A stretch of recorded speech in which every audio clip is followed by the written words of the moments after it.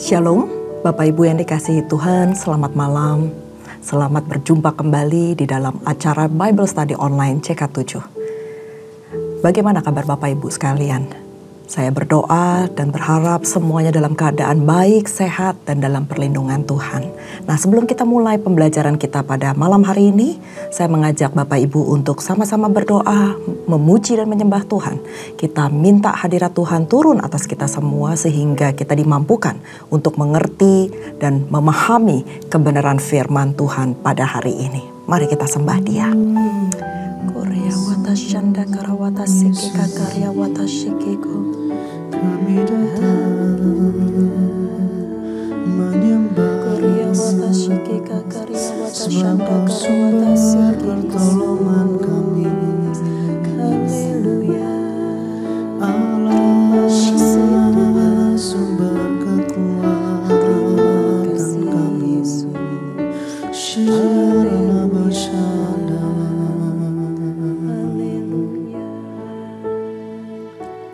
Takkan ku ragu Tuhan, janji-Mu yang menghidupkanku, hanya padamu Tuhan ku berseru, dan mataku tertuju padamu.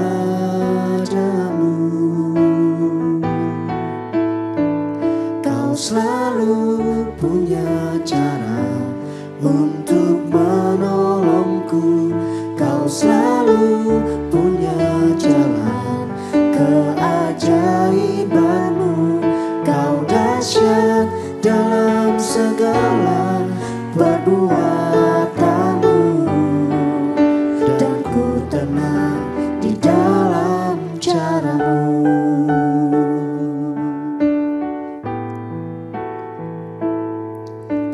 Takkan ku ragu Tuhan, janji-Mu yang menghidupkanku, hanya padamu Tuhan ku berseru, dan mataku tertuju padamu.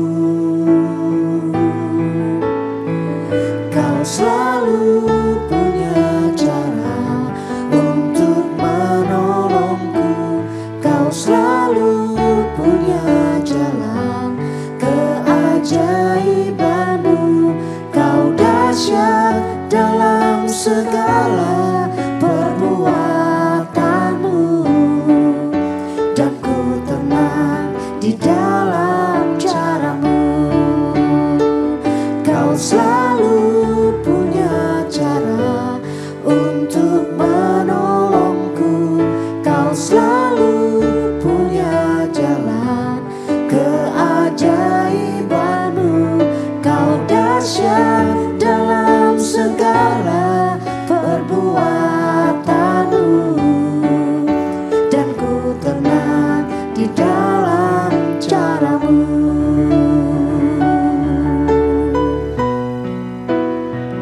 Kau selalu punya cara untuk menolongku. Kau selalu punya jalan keajaiban-Mu. Kau dahsyat dalam segala perbuatan-Mu, dan ku tenang di dalam cara-Mu. Kau selalu punya cara untuk menolongku.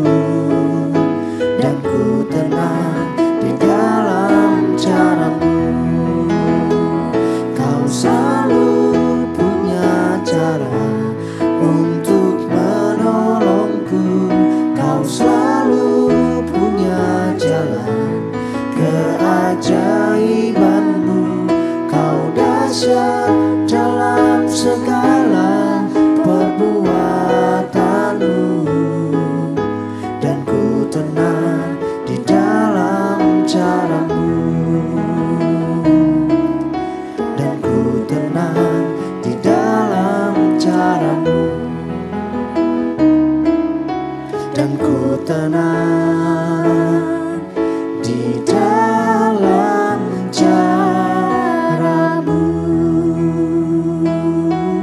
Haleluya,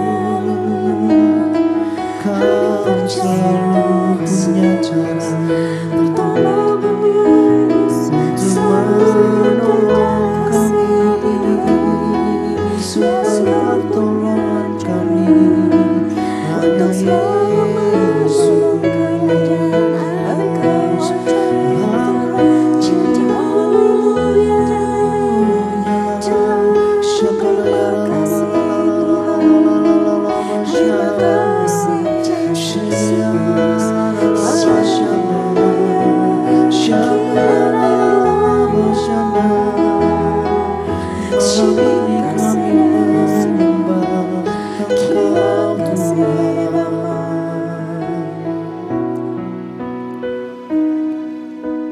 Hatiku tenang berada dekatmu, Kaulah jawaban hidupku.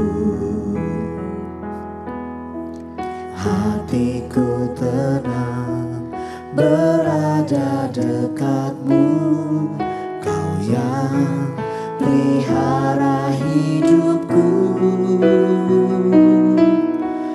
Pertolonganmu begitu ajaib, Kau telah memikat hatiku. Di saat aku tak sanggup lagi, di situ tanganmu bekerja. Pertolonganmu begitu ajaib, Kau telah memikat hatiku.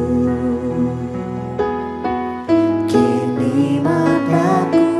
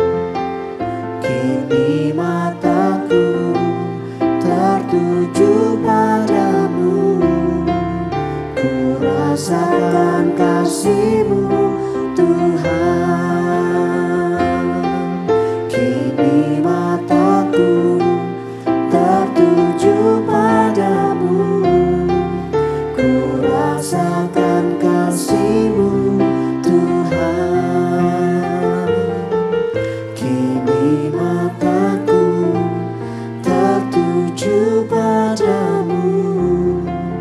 Ku rasakan kasih-Mu Tuhan.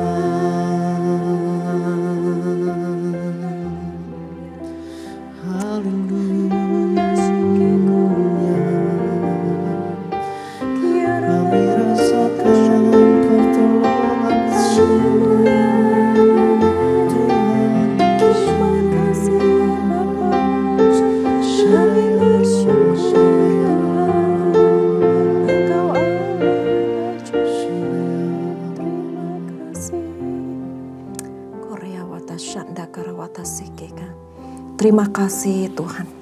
Terima kasih karena Engkau adalah penolong kami yang ajaib. Terima kasih Tuhan atas kasih karunia yang Kau berikan kepada setiap kami.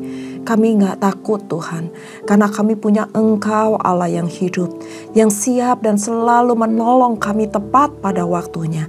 Kami gak akan jatuh tergeletak Tuhan, karena tangan-Mu siap Tuhan untuk menolong setiap kami. Terima kasih Bapa untuk puji-pujian yang begitu indah Tuhan. Biarlah pujian ini menjadi doa kami, biar pujian ini menjadi ungkapan hati kami yang paling dalam. Kalau kami bangga punya Allah seperti Engkau. Terima kasih Tuhan, biarlah pujian ini boleh menyenangkan hati-Mu dan boleh naik ke tahta-Mu yang maha kudus. Terima kasih Bapa untuk malam hari ini di mana kami boleh satu hari lagi belajar tentang kebenaran firman-Mu. Berbicaralah ya Tuhan, karena kami siap mendengarkan, kami siap menjadi pelaku-pelaku firman. Buat hati kami menjadi tanah yang subur, yang siap ditanami oleh benih firman-Mu, supaya setiap kami dapat berakar, bertumbuh dan berbuat lebat, dan itu semuanya demi kemuliaan nama-Mu. Terima kasih Tuhan, urapi setiap jemaat-Mu Tuhan dimanapun mereka berada. Biar urapan Allah turun atas mereka dan mereka dimampukan untuk mengerti dan memahami dan bahkan dibukakan pewahyuan-pewahyuan yang baru mengenai firman-Mu. Terima kasih Bapa, juga urapi hamba dengan segala keterbatasan hamba, supaya setiap apa yang keluar dari mulut bibir hamba-Mu itu semuanya berasal daripada-Mu. Terima kasih Bapa, kami siap belajar pada hari ini, hanya di dalam nama Tuhan Yesus kami berdoa dan bersyukur. Haleluya. Amin. Sekali lagi saya ucapkan shalom, selamat datang untuk Bapak Ibu yang baru saja bergabung dengan kami. Nah, pada hari ini kita akan sama-sama belajar dari Mazmur 39, doa minta tolong. Kalau kemarin kita belajar dari Mazmur 38 dengan judul perikop doa pada waktu sakit. Nah, hari ini kita sama-sama mengupas ayat demi ayat mengenai Mazmur Daud pada saat dia berdoa minta pertolongan Tuhan. Yang pertama, di ayat yang pertama untuk pemimpin biduan, untuk Yedutun, Mazmur Daud. Saya akan bacakan dan kita sama-sama akan mengupas satu persatu. Ayat yang pertama, untuk pemimpin biduan untuk Yedutun, Mazmur Daud. Pikirku, ayat yang kedua, aku hendak menjaga diri, supaya jangan aku berdosa dengan lidahku. Aku hendak menahan mulutku dengan kekang, selama orang fasik masih ada di depanku. Aku keluh, aku diam, aku membisu, aku jauh dari hal yang baik, tetapi penderitaanku makin berat. Sampai di sini dulu, kita akan coba bahas satu persatu. Nah, melalui Mazmur pujian ini, pemazmur menyampaikan bahwa Mazmur ini dinyanyikan oleh Mazmur Daud, oleh Daud untuk pemimpin biduan untuk Yedutun. Nah, di dalam kamus Alkitab dinyatakan bahwa Yedutun adalah seorang Lewi yang diangkat oleh Daud untuk memimpin ibadah musik di bait suci bersama dengan Heman dan Asaf.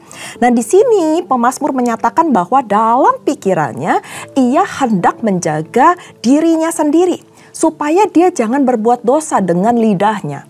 Ternyata setiap kita ini juga gampang berdosa dengan lidah kita. Selain dengan pikiran-pikiran, lalu dengan lidah.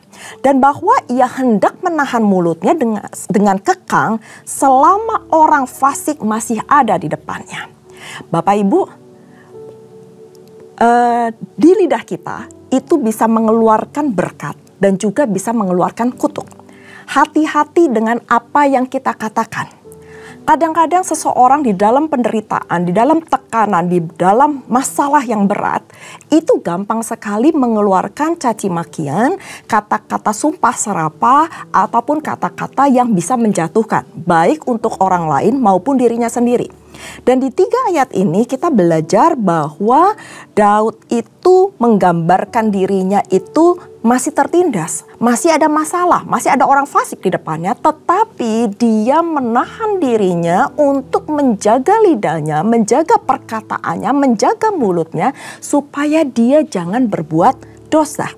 Nah, dikatakan bahwa dirinya keluh, dirinya merasa ketakutan, tidak dapat berbicara, dia diam. Dia membisu dan dia merasa jauh dari segala hal yang baik. Dan pada saat itu dia sangat menderita. Dan penderitaannya itu bukan semakin ringan tetapi semakin berat. Dan itu dikatakan di ayat yang ketiga. Nah, di ayat yang 4 dikatakan hatiku bergejolak dalam diriku. Menyala seperti api. Ketika aku berkeluh kesah, aku berbicara dengan lidahku.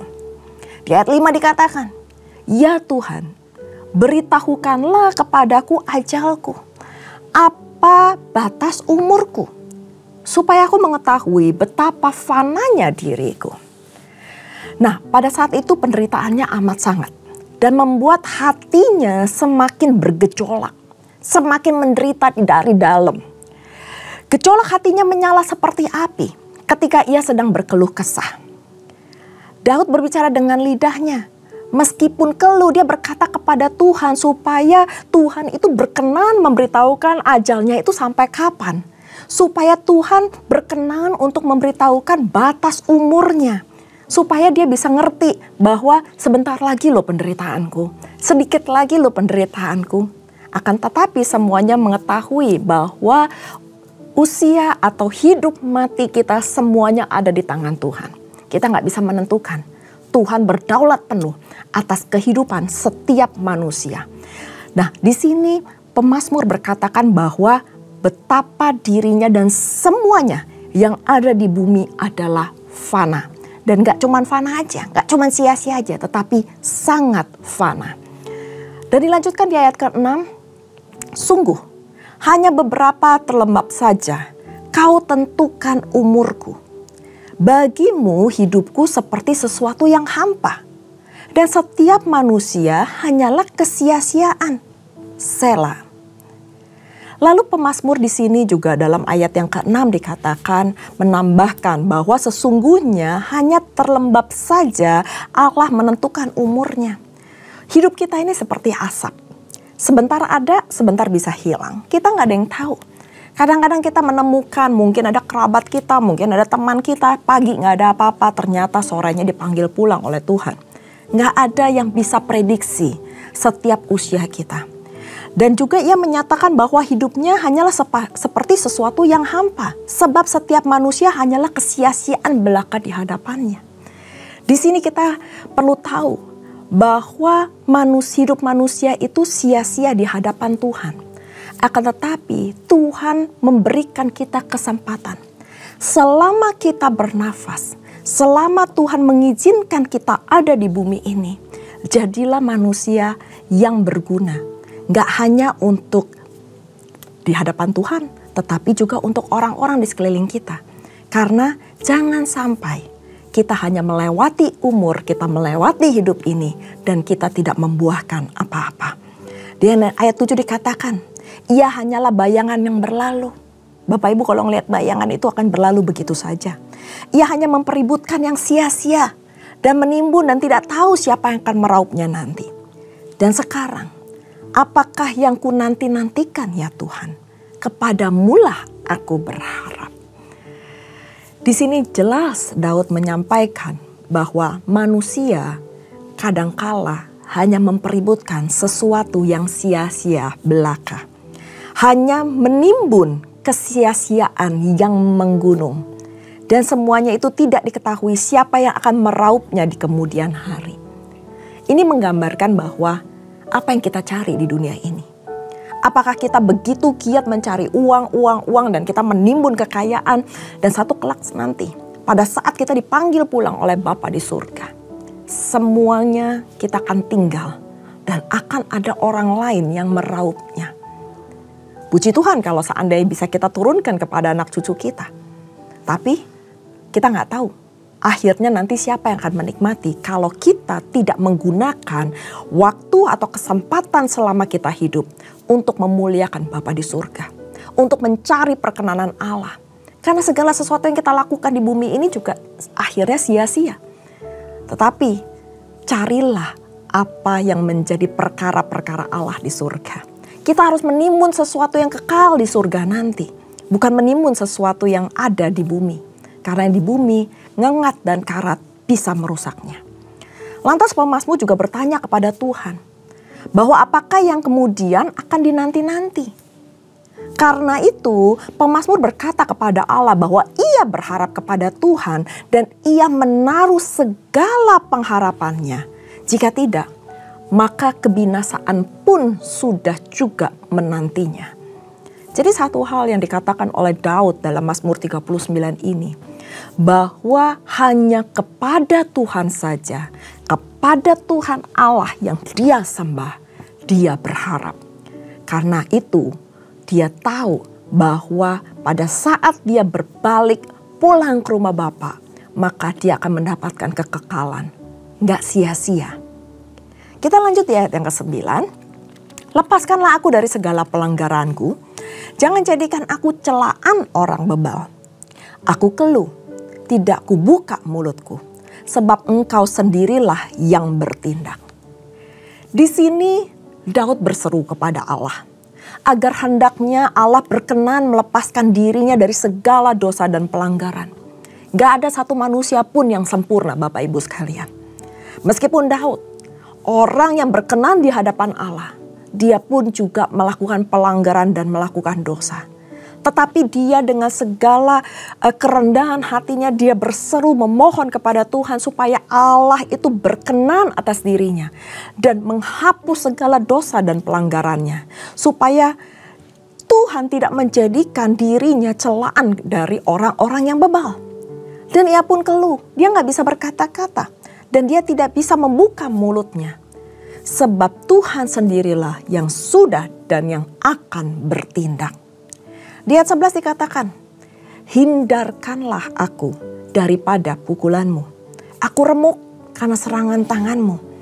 Engkau menghajar seseorang dengan hukuman karena kesalahannya. Dan menghancurkan keelokannya sama seperti gegat.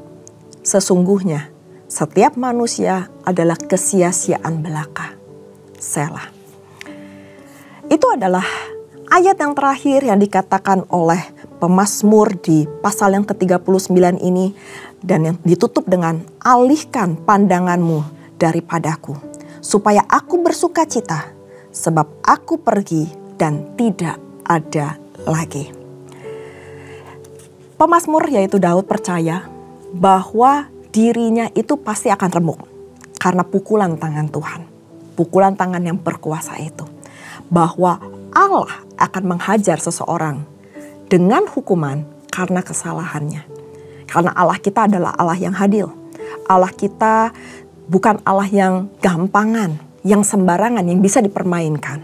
Akan tetapi Allah kita pun Allah yang pengasih. Pada saat kita bertobat, pada saat kita minta ampun di hadapannya, pada saat kita berbalik dari jalan-jalan kita yang jahat, saya percaya Allah itu tidak akan melepaskan kita dan pasti akan mengampuni kita. Dia gak akan membiarkan kita binasa. Tangannya gak kurang panjang untuk menolong kita, untuk mengangkat kita kembali. Dosa apapun yang kita lakukan, ia sanggup menghapuskannya. Tetapi Tuhan akan menghancurkan orang-orang yang berdosa sama seperti gegat, seperti ngengat. Dan sesungguhnya setiap manusia adalah kesia-siaan belaka di hadapan Tuhan. Dengarkanlah doaku ya Tuhan di ayat yang ke-13. Berilah telinga kepada teriakanku untuk minta tolong. Di sini pemazmur berkata dengan jelas bahwa dia berseru kepada Tuhan. Tolong dia. Dia udah dalam posisi yang sangat terjepit. Dan janganlah berdiam diri melihat air mataku, dilanjutkan di ayat 13. Dia posisi yang sangat terjepit, dia posisi yang sangat terpuruk, dia sudah sangat menderita. Dia berdiam diri, dia menangis di hadapan Tuhan dan dia berteriak minta tolong. Sebab dia tahu bahwa pertolongan itu hanya daripada Tuhan. Dikatakan selanjutnya, sebab aku menumpang padamu, aku pendatang sama seperti semua nenek moyangku. Alihkan pandanganku daripadamu, supaya aku bersuka cita lagi sebelum aku pergi dan tidak ada lagi. Di hal ini Daud sadar benar bahwa pertolongan itu hanya daripada Tuhan. Dan Tuhan pasti akan mendengarkan setiap doa Bapak, Ibu, dan saya. Kalau Tuhan mendengarkan Daud, saya percaya Tuhan yang sama juga akan mendengar setiap doa kita. Allah berkenan kalau kita itu benar-benar bertobat dan minta ampun di hadapan Tuhan. Dan Allah itu berkenan kepada setiap seruan anak-anaknya yang minta tolong. Di sini dikatakan bahwa Daud sadar, ia di dunia ini cuma numpang hidup. Di sini dia hidup di dunia ini hanya sementara. Dia cuma pendatang, sama seperti nenek moyangnya. Umur manusia itu terbatas. Tetapi yang kita cari bukan apa yang ada di dunia ini, tetapi apa yang ada di surga, yang kekal. Jadi jangan kita terlalu mempusingkan, menimbun atau menguber sesuatu yang ada di bumi ini. Tapi uber kekekalan. Kita cari kekekalan. Kita cari perkenanan Tuhan. Sebab di bumi ini cuma sementara. Ditutup dengan ayat supaya Tuhan mengalihkan pandangannya daripadanya. Minta belas kasihan Tuhan turun atas setiap kita. Supaya perkenanan Tuhan juga turun. Apa yang kita bisa petik dari seluruh Mazmur 39 ini? Yang pertama, apakah kita sudah mengalihkan mata hati dan jiwa kita untuk berdoa? Untuk minta perlindungan dan pertolongan dan kasih setia Tuhan kepada kita? Dan yang kedua, yang saya dapat pelajari dari Mazmur 39 ini. Apakah kita sudah memiliki iman yang teguh? Berdoa, memohon kepada Tuhan. Sehingga Tuhan berkenan mendengar doa kita dan menjawab setiap doa kita. Kalau dua hal ini sudah kita lakukan, berbahagialah kita. Karena kita memiliki iman yang teguh. Meskipun dalam penderitaan, tetapi kita tidak menyimpang. Meskipun kita dalam penderitaan, kita tetap berharap kepada Tuhan. Karena Tuhan pasti akan menjawab seruan kita pada saat kita minta tolong kepadanya. Tuhan kita adalah Tuhan yang setia. Tuhan kita adalah Tuhan yang tidak pernah mengingkari janjinya. Dan Tuhan kita adalah Tuhan yang mendengar setiap permohonan dan doa kita. Dia sangat berkuasa mengabulkan doa dan permohonan kita tepat pada waktunya. Mari kita berdoa. Bapa kami yang baik, terima kasih Tuhan untuk Mazmur 39 ini. Di mana kami bisa belajar dari Mazmur Daud pada saat dia menderita, pada saat dia terjepit, pada saat dia merasa keluh, dia gak bisa berbicara. Dia hanya berharap kepada Tuhan. Karena Daud tahu, kepada Tuhanlah dia bisa berharap. Dan hanya kepada Tuhanlah satu-satunya dia bisa memohon. Pada saat ini Tuhan, kami berdoa, kami memohon kepadamu. Tolonglah kami, jawablah setiap doa kami. Dan biarlah belas kasihan-Mu turun atas setiap kami. Kiranya Tuhan, perkenanan Tuhan juga turun atas setiap kami. Ampuni kami Tuhan, jika mungkin kami melakukan sebuah kesalahan, satu kesalahan atau baik dalam perkataan maupun pikiran atau perbuatan kami. Sehingga Tuhan, kami keluar dari rencana-Mu. Tapi pada malam hari ini Tuhan, kami minta ampun dan kami bertobat, kami berbalik dari semua jalan-jalan kami yang jahat. Dan kami minta Tuhan, biarlah belas kasihan-Mu turun atas setiap kami. Hamba berdoa untuk setiap jemaat-Mu, dimanapun mereka berada. Tolong Tuhan mereka, Pulihkan mereka. Pulihkan kondisi mereka. Yang sakit Engkau sembuhkan. Yang mungkin sekarang dalam keadaan terjepit, dalam keadaan susah, dalam keadaan yang mungkin gak tahu harus kemana mereka pergi. Engkau tolong. Pertolongan-Mu begitu ajaib dalam kehidupan kami. Kalau dulu Engkau tolong, kami percaya saat ini dan seterusnya Engkau juga pasti akan tolong. Ini adalah permohonan kami Tuhan. Ini adalah doa kami. Pulihkan setiap kami. Dan kami berdoa, biarlah mujizat itu boleh terjadi. Terima kasih Bapa. Materaikan firman-Mu Tuhan dalam setiap kehidupan kami. Karena hanya Engkau, kepada Engkaulah kami bisa berharap. Terima kasih Bapa, terima kasih Tuhan. Dan sebelum kami berpisah satu dengan lainnya, kami mau menerima berkat yang daripada-Mu. Mari Bapak Ibu yang dikasihi Tuhan, sebelum kita berpisah satu dengan lainnya, kita terima berkat yang daripada Tuhan. Angkat kedua tangan kita. Terimalah berkat yang berlimpah-limpah dari Allah Bapa, kasih karunia di dalam anaknya yang tunggal, Tuhan kita Yesus Kristus, dan persekutuan manis dengan Roh Kudus, menyertai Bapak Ibu sekalian mulai saat ini, sampai Tuhan Yesus datang untuk kedua kalinya, menjemput kita di awan-awan permai, dan bahkan untuk selama-lamanya. Mari kita sudah menerima berkat, sama-sama katakan, amin. Tuhan Yesus memberkati. Shalom.